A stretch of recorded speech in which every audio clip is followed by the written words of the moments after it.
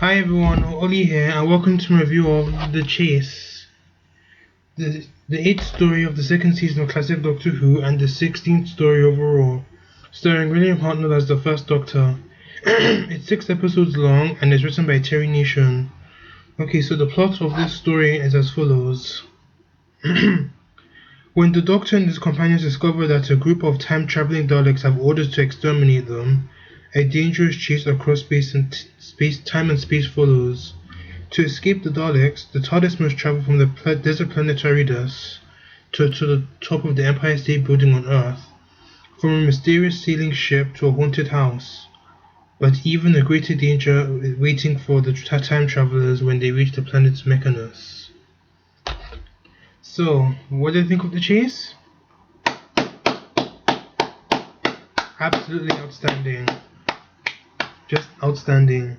The Chase is actually my favorite first Doctor story of all the 29 stories of his era. I love it so much. I mean, just watching it it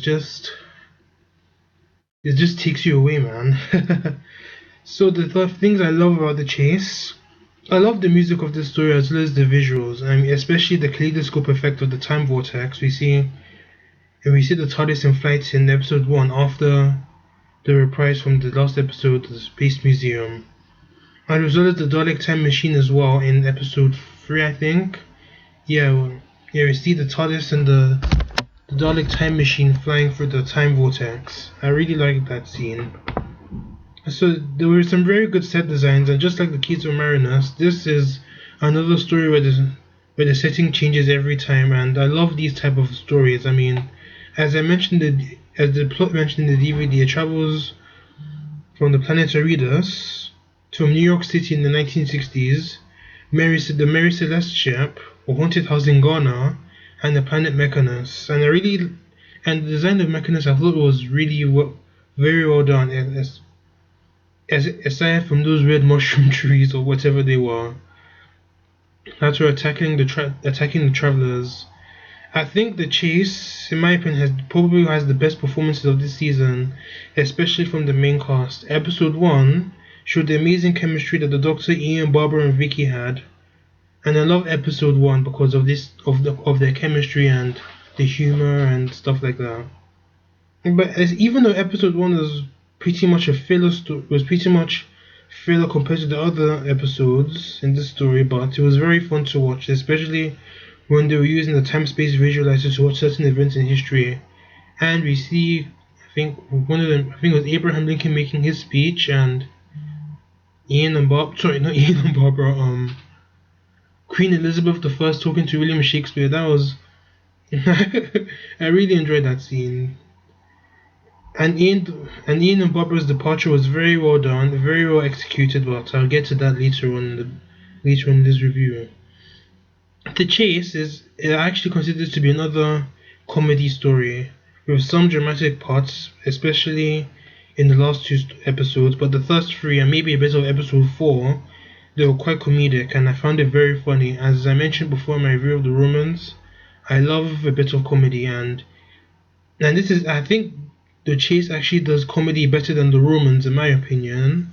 Well, there were some very comedic scenes, especially from the Doctor and the rest of the cast members, but it wasn't overdone compared to the Romans. And in this story, it needed to be dramatic. It was dramatic when it needed to be, and it was funny when it needed to be. And I think this is definitely one of the strengths this story had compared to the Romans.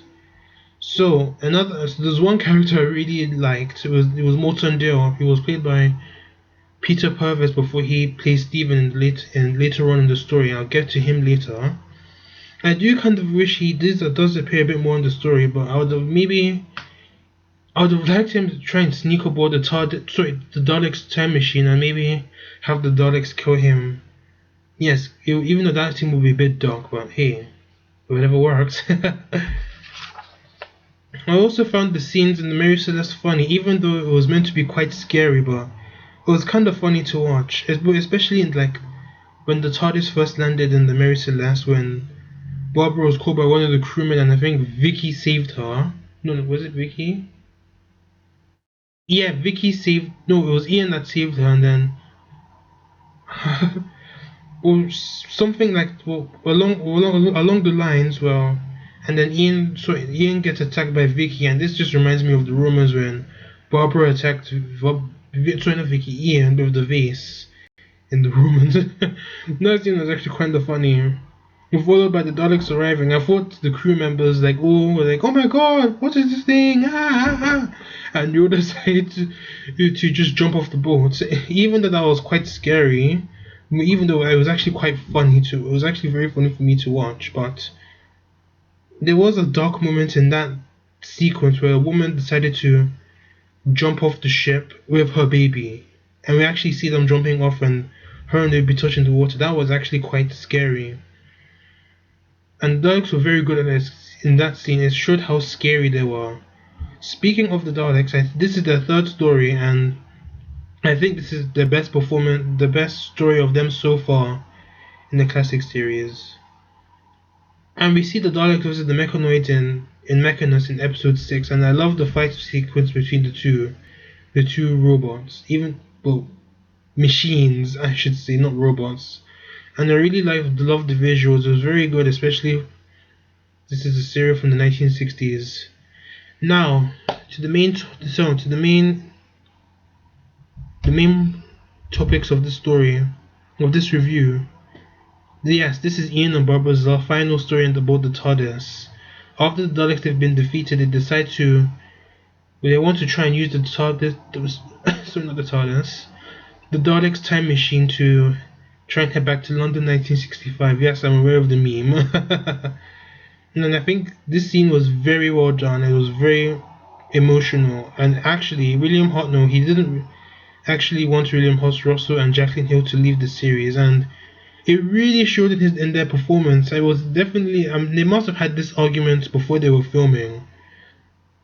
And the scenes were just very well done. It was very emotional, and kudos to them. And I think William Russell said in a review, I think a few years ago, I'm not sure the time, I think he said that he thinks that William Hartnell never really forgave him for leaving the show, and that was a very emotional to read that. Even just seeing it just feels saddening. Even just watching it, just you can see how powerful this performance is. I think this is definitely one of them. You can definitely compete with some of the companion departures we even see in the new series. I'd even say it's better than Amy and Rory's departure in Angels in Manhattan. Even though that was quite over emotional, but in the chase the emotion was very well done. It was actually raw and genuine, as I mentioned before. I probably keep saying that, but it was a very good story. And I love the scene when Ian and Barbara return to Earth, or to London 1965, outside White City London Underground station, and they have fun around London. And I love the scene when they were on the bus and they were going to say, they were asking how much the bus was, and the bus ticket seller was like, who have you been on the moon? And Ian was like, no, but you're getting close. That just really sums up the story really well. I mean, I must say, Ian and Barbara were very good companions. I mean, they definitely changed the Doctor we see him now. Well, see William Hartnell's Doctor as we see him now, and even the Doctor as a character. I mean, if it wasn't for them, the Doctor would still be this grumpy old man, traveling with his granddaughter in time and space, with his dodgy time machine from Gallifrey. Yeah, really, Ian and Bob they're definitely very impactful companions to the show, and that's why I give them thanks. So now the second topic of this review is Stephen Taylor, Ian and Barbara's, mostly Ian's replacement. He makes his debut in the end of episode 6. Well, not the end of episode 6, but around episode 6, and he kind of helps the Doctor, Ian, Barbara, and Vicky. And then as soon as something happens, I think when the city of Mechanus is about to explode, I think he's injured in a fall or something, and then he stumbles. We see him just walk away, and then the next story, the Time Meddler, we see him in the TARDIS, and then Stephen explains that he saw the TARDIS. He didn't really know what it was. He blacked out, but I'll get to that when I get to the review of the Time Meddler. But I must say, the character of Stephen, so far he's interesting. At this point, he's an interesting character, but we do get to see him develop more in season 3, and we do get a glimpse of his character in the Time Meddler. and and then it was introduced very well, and I think they did a very good job introducing him. And in season three, he is very well written in season three, and his departure scene in episode season three in the Savages was very well done. Even though although it was abrupt, but it was still very well done and a bit emotional. Not as emotional as Ian and Barbara's departure, but yeah, still emotional. The Chase, in my opinion, is a very perfect story form in my eyes, and the only thing I would say this episode could have done better was maybe getting rid of that android doctor. There was really no need for him. Even the shots, I'm not sure if it was the 60s back then, but it was just one scene was William Hartnell as the android doctor, and the next scene it was just one other guy. That was actually a very iffy concept of that story, but it would have been better without it. But aside from that, The Chase is getting a perfect 10 out of 10. So my next review is The Time Meddler, another story that is quite dear to me, and is actually I'll explain a bit more why this story is dear to me when I review The Time Meddler. So watch out for that one. Thank you for watching this review. Please tell me how I did, and tell me what you thought of The Chase, and see you around.